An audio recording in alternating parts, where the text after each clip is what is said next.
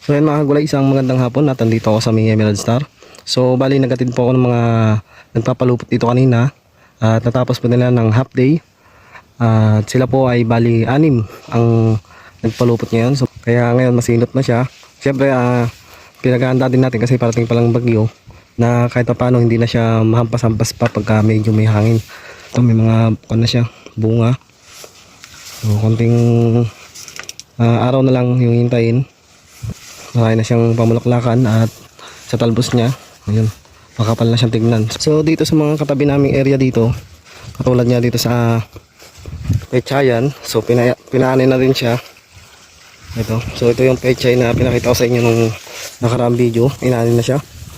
Kaya mamaya mga kagulay, kukuha tayo dito ng mga pangulam, panggisa-gisa. So marami pa akong makukuha dyan sa mga pinagtibahan. Ngayon tanghali lang din po nila natapos.